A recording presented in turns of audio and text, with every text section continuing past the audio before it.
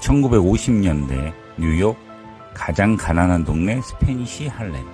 겨울인데 난방이 안 되는 방에서 7살짜리 꼬마가 혼자 밥을 먹고 있습니다. 아버지는 결핵병동에 입원해 있고 어머니는 영어를 한마디도 못해요. 이 집에서 돈을 버는 사람이 없습니다. 그러니까 이 7살짜리가 버는 겁니다. 신문 배달, 구두 닦기 할 수 있는 건 다 했어요. 어느 날 학교에서 작문 숙제가 나왔습니다. 30살에 어떤 사람이 되고 싶은가? 반 아이들은 썼어요. 의사, 변호사, 소방관. 근데 이 꼬마가 쓴 답은 한 줄이었습니다. 경제적으로 자유로운 사람. 7살이 돈 걱정 없이 사는 게 꿈이었어요. 그리고 진짜로 31살에 은퇴했습니다. 오늘 그 이야기를 전부 해드릴게요. 당신은 부자 됩니다. 당신은 이미 시작했으니까요. 안녕하세요. 하와이 모닝커피입니다. 오늘 소개해드릴 책은 조 도밍게스와 비티 로빈이 함께 쓴 돈이냐 삶이냐입니다. 1992년에 처음 나온 책인데요. 오프라 윈프라가 방송에서 직접 들고 나와서 이 책 읽으세요 했던 책입니다. 전 세계 100만 부 이상 팔렸고 미국에서는 파이어족이라는 개념이 퍼지게 된 진짜 시작점이 된 책이에요. 근데 이 책이 재테크 책이 아닙니다. 돈을 어떻게 모을까가 아니라 돈이 도대체 뭔가를 처음으로 제대로 물어본 책이에요. 저 이 책 처음 읽었을 때 솔직히 좀 불편했습니다. 왜냐하면 내가 그동안 돈을 버는 게 아니라 인생을 팔고 있었다는 걸 알아버렸거든요. 오늘 이 책의 핵심을 전부 풀어드릴게요. 끝까지 들으시면 오늘 저녁 지갑 여는 순간이 달라지실 겁니다. 여러분한테 솔직하게 물어볼게요. 지금 통장에 얼마 있으세요? 말 안 해도 됩니다. 그냥 마음속으로 생각해 보세요. 근데 이것도 생각해 보세요. 지금까지 살면서 번 돈이 다 어디 갔지? 20대 첫 알바부터 지금까지 다 더하면 분명히 수천만 원은 돼요. 어떤 분은 수억이에요. 근데 지금 그게 다 통장에 있나요? 열심히 살았는데 분명히 아끼면서 살았는데 왜 늘 뭔가 부족한 느낌이 드는 건지. 월급이 들어오면 뭔가 빠져나가고 카드값 내고 나면 또 텅 비고 이 느낌 저만 그런 거 아니잖아요. 이 영상 보시는 분들 전부 대부분 그러실 겁니다. 근데 이게 여러분이 못나서가 아닙니다. 방향이 잘못되신 거예요. 지금부터 제가 드릴 이야기 들으시면 그 답답함 진짜 이유가 보일 겁니다. 조 도밍게스 이 사람이 발견한 것. 이 소년 이름이 조 도밍게스예요. 1938년생 뉴욕 스페니시 할렘 출신. 가난하지만 머리가 비상했어요. 나중에 알고 보니 멘사 수준의 지능이었대요. 그는 결국 뉴욕 시립대에 들어갔어요. 학위는 못 마쳤지만 공학적 사고가 탁월했습니다. 지인 소개로 월스트리트에 입성했어요. 주식 기술 분석가로 일을 시작했는데 정말 잘했어요. 주간 시장 리포트를 써서 배포했는데 예측이 너무 정확한 거예요. 동료들이 이렇게 말했다고 해요. 조, 너 도대체 어떻게 이렇게 맞추는 거야? 연봉도 올라갔습니다. 생활도 안정됐어요. 남들이 보면 완전히 성공한 사람입니다. 근데 이상한 일이 생기기 시작했습니다. 돈을 더 많이 벌면 벌수록 뭔가 점점 불편해지는 거예요. 처음엔 그냥 스트레스인 줄 알았는데 다들 힘들게 일하는 거니까. 근데 어느 날 아침 출근하면서 이런 생각이 딱 드는 겁니다. 나 지금 뭐 하고 있는 거지? 단순한 의문이 아니었어요. 진짜로 모르겠다는 거예요. 매일 아침 알람 울리면 억지로 일어나서 먹기 싫은 밥 먹고 가고 싶지 않은 곳에 가서 하고 싶지 않은 일을 하고 퇴근하면 너무 피곤해서 그냥 쓰러지고 그게 반복되는 거잖아요. 여러분, 이거 어디서 들어본 것 같지 않으세요? 사실 이거 조 이야기가 아닙니다. 지금 이 영상 보고 계신 여러분, 그리고 저 같은 이야기잖아요. 그는 이 질문을 붙잡고 파고들었습니다. 나는 왜 일하는가? 답은 뻔했어요. 돈 때문에. 근데 거기서 한 발 더 들어갔어요. 돈이 뭔데? 그리고 깨달았어요. 자신이 돈을 버는 게 아니라는 걸, 인생을 팔고 있었다는 걸. 이 깨달음 하나가 그의 인생을 완전히 바꿔버렸습니다. 어떻게 바뀌었냐고요? 지금부터 진짜입니다. 잠시 뒤에 나오는 시급 계산, 여러분 진짜 충격받으실 거예요. 각오하십시오. 돈의 정체, 당신은 지금 얼마에 팔리고 있습니까? 자, 오늘 여러분 얼마 보셨어요? 8시간이라고 20만 원 받으셨다면 잠깐 생각해 볼까요? 그 20만 원이 뭔지 밥값이나 옷값이 아니에요. 오늘 하루 여러분이 살았던 시간, 2번 다시 돌아오지 않을 그 8시간을 통째로 드러내서 바꾼 거예요. 조 도밍게스는 이걸 이렇게 표현했어요. 돈은 곧 삶의 에너지다. 저 이 말 처음 읽었을 때 좀 멍했습니다. 그냥 지나치기에 너무 무거운 말이잖아요. 자, 계산 하나 해볼까요? 여러분 지금까지 살면서 번 돈 첫 알바부터 어제 월급까지 전부 더하면 얼마예요? 10년만 일해도 수억이에요. 근데 지금 통장에 얼마 있어요? 그 차이만큼 여러분의 인생이 공중으로 사라진 겁니다. 이게 남 이야기가 아니에요. 니콜라스 케이지 아시죠? 2000년대 초반 헐리우드 최고 전성기 때 이야기입니다. 편당 출연료가 280억, 연간 수입이 400억을 넘었어요. 그 돈으로 뭘 했냐 하면요. 루이지애나에 성처럼 생긴 저택을 2채 샀어요. 파하마에 개인 섬도 하나 샀고 경매에서 공룡 화석을 60만 달러에 낙찰받았어요. 공룡 화석이요.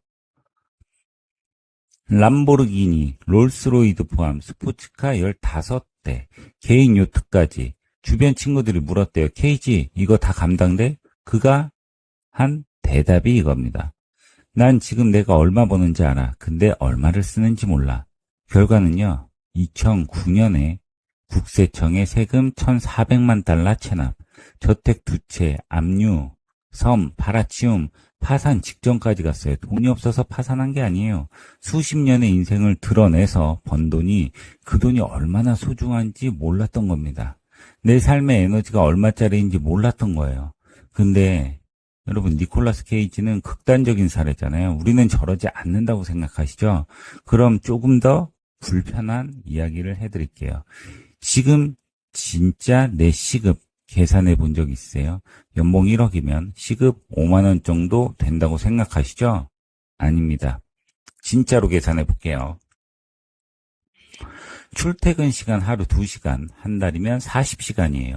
회사 스트레스 풀려고 먹는 배달 음식 한 달에 10만 원, 회사 다니려고 사는 옷값 한 달에 5만 원, 점심 동료들이랑 혼자라면 먹지 않았을 것들 한 달에 20만 원, 퇴사하고 너무 피곤해서 주말엔 아무것도 못하는 시간 한 달에 8시간, 이거 다 빼고 진짜 시급 계산하면요, 연봉 1억인데 진짜로 시급이 2만 원도 안 되는 경우가 수두룩합니다.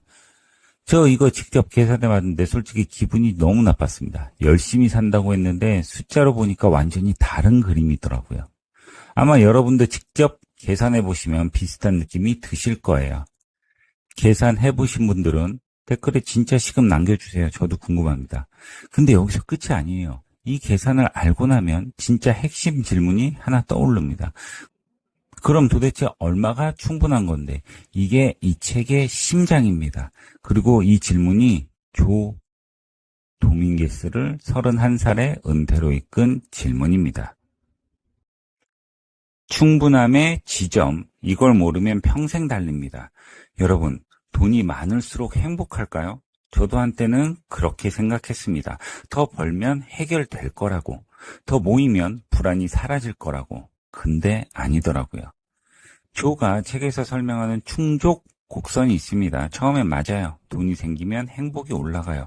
밥을 먹을 수 있고 잠을 잘 곳이 생기고 안락해지면서 행복이 올라갑니다. 이 구간은 맞아요. 근데 어느 지점을 넘어서면 이상한 일이 생깁니다. 더 가질수록 오히려 불안이 커지기 시작합니다. 월가 헤지펀드 매니저들 있잖아요. 연봉 수백억 받는 사람들이에요.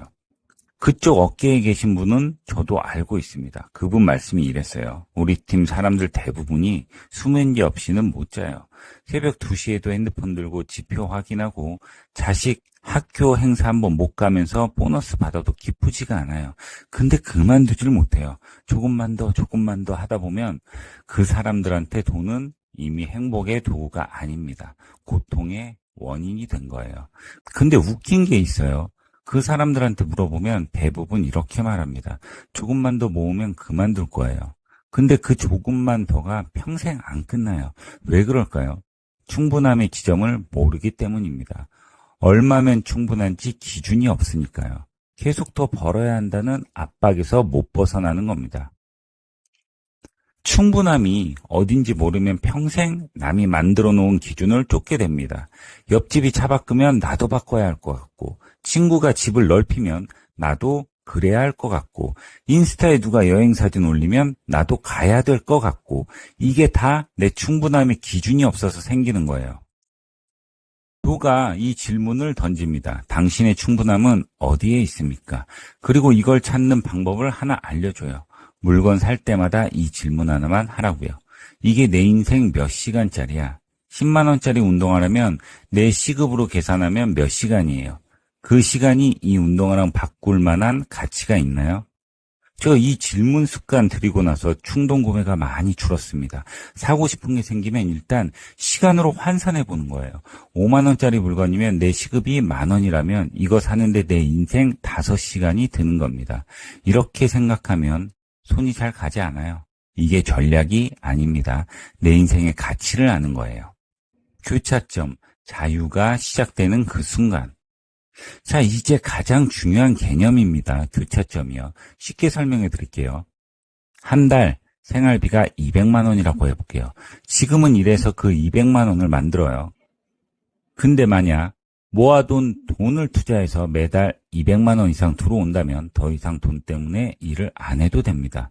일하고 싶으면 하고 하기 싫으면 안 해도 돼요. 이 순간이 교차점입니다. 수입 곡선이 지출 곡선을 넘어서는 그 지점. 이 개념 처음 알았을 때 진짜 단순한데 왜 이걸 몰랐지 싶었습니다. 학교에서 안 가르쳐 주잖아요. 어떻게 하면 돈을 많이 버냐는 가르쳐 주는데 언제 자유로워질 수 있냐는 아무도 가르쳐 주지 않아요.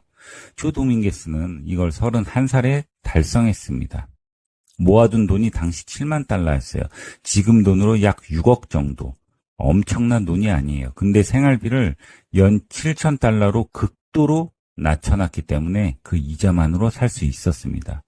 여기서 많은 사람들이 이렇게 생각해요. 나는 그렇게 못 살아. 그렇게 아끼면서. 근데 조가 말하는 핵심은 이거였어요. 교차점을 당기는 방법은 두 가지예요. 수입을 늘리던가 충분함의 지점을 낮추던가. 대부분 수입을 늘리려고 해요. 근데 수입을 늘리는 건 시간이 오래 걸립니다. 충분함의 지점을 낮추면 교차점이 훨씬 빨리 옵니다. 예를 들어 볼게요. 한 달 생활비가 300만 원인 사람, 교차점에 도달하려면 투자 수익이 매달 300만 원은 나와야 됩니다. 한 달 생활비가 150만 원인 사람은요, 150만 원만 나오면 돼요. 같은 자산이어도 충분함의 기준이 낮으면 교차점이 2배 빨리 옵니다. 쓸 때마다 이 질문 하나만 하면 됩니다. 이 돈이 내 자유를 앞당기는가, 늦추는가? 이 질문이 소비 기준이 되면 자연스럽게 불필요한 지출이 사라집니다. 오늘부터 시작하실 분들은 댓글로 자유를 앞당깁니다 하고 한번 시작해 보십시오. 이 마음 하나가 진짜 달라지게 만들어요. 워런 버핏이 이런 말을 했습니다. 잠자는 동안에도 돈이 들어올 방법을 찾지 못한다면 죽을 때까지 돈 벌기 위해 일해야 한다. 교차점이 바로 그 지점이에요. 잠자는 동안에도 돈이 들어오는 순간, 그 순간부터 인생이 달라집니다. 조 도밍게스가 은퇴 후 28년 동안 한 일. 자, 여기서 잠깐 멈추고 싶어요. 조 도밍게스는 31살에 은퇴하고 나서 뭘 했는지 이 이야기가 진짜 중요합니다. 그는 은퇴하자마자 캠핑카를 직접 만들었어요. 손으로 직접 6개월 동안. 그리고 그걸 타고 미국 전역을 돌아다녔습니다. 원하는 곳에 가고 원하는 사람을 만나고 원하는 걸 했어요. 근데 가는 곳마다 사람들이 물어봤습니다. 당신은 왜 일 안 해도 돼요? 그래서 설명해 줬어요. 교회 지하실에서 작은 모임방에서 처음엔 20명, 50명 앞에서 강연을 했습니다. 근데 입소문이 나기 시작했어요. 나중엔 강당을 가득 채웠습니다. 그리고 그 강연 수익을 전액 기부했습니다. 단 한 푼도 자기 것으로 안 썼어요. 생활비는 이미 투자 수익으로 해결되고 있었으니까요. 나중엔 비키 로빈이라는 파트너를 만나서 그 내용을 책으로 썼습니다. 1992년에 나온 책이 바로 돈이냐 삶이냐. 이 책입니다. 이 책이 100만 부 이상 팔렸어요. 오프라 윈프라가 추천한 책이고요. 그 수익도 전액 기부됐습니다. 그리고 1997년 58세에 림프종으로 세상을 떠났어요. 7살부터 돈을 벌어야 했던 소년이 결국 한 번도 돈을 위해 일하지 않은 삶을 살다 떠났습니다. 그가 마지막에 한 말은 이거예요. 나는 한 번도 돈을 위해 일하지 않았다. 저 이 문장이 자꾸 생각나요. 7살 때부터 가족 생계를 책임져야 했던 소년이 결국 돈에 끌려다니지 않는 삶을 살았다는 거잖아요. 그게 특별한 재능이어서가 아닙니다. 방향이 아예 달랐던 거죠. 딱 하나의 질문이 달랐던 겁니다. 돈이 뭔지 알았던 겁니다. 그럼 오늘부터 딱 이것만. 그럼 어떻게 시작하면 되냐? 복잡하지 않습니다. 지금부터 3가지만 알아보겠습니다. 첫째, 지금까지 번 돈 총액 계산해 보세요. 첫 알바부터 지금까지 다 더해 보세요. 그리고 지금 순 자산이랑 비교해 보세요. 그 차이가 내 삶의 에너지가 어디로 사라졌는지 보여줍니다. 불편해도 괜찮아요. 아는 것에서 변화가 시작됩니다. 둘째, 이번 달 지출 1원까지 기록해 보세요. 앱이든 메모장이든 상관없어요. 카테고리별로 보면 보입니다. 기억도 안 나는 구독 서비스, 습관적으로 시켜먹는 야식, 스트레스 받을 때 충동으로 산 것들, 이게 다 내 인생 시간입니다. 이걸 눈으로 보는 순간 뭐가 달라집니다. 셋째, 물건 살 때마다 이 질문 하나만 하세요. 이게 내 인생의 몇 시간짜리야? 이 질문 하나가 소비를 바꾸고, 소비가 바뀌면 저축이 늘고, 저축이 늘면 교차점이 가까워집니다. 천천히 가도 괜찮아요. 조 도밍게스도 하루아침에 된 게 아닙니다. 매달 조금씩 저축을 늘리고 조금씩 충분함의 기준을 찾아가면서 결국 31살에 그 지점에 도달한 거예요. 우리한테도 그 지점이 있습니다. 자, 정리하겠습니다. 조 도밍게스가 평생 가르친 건 하나입니다. 돈은 삶의 에너지다. 여러분이 오늘 번 돈의 숫자가 아니에요. 2번 다시 돌아오지 않을 여러분의 시간입니다. 그 시간을 어디에 쓸지, 얼마면 충분한지, 언제 교차점에 도달할지, 이 질문들이 인생을 바꿉니다. 7살부터 가족을 먹여 살려야 했던 소년이 31살에 자유를 손에 넣었어요. 그 소년이 특별해서가 아닙니다. 방향이 달랐던 겁니다. 충분한 교차점은 어디인지 그 숫자 한 번만 진지하게 생각해 보십시오. 지금까지 하와이 모닝커피였습니다. 커피 한잔 하세요.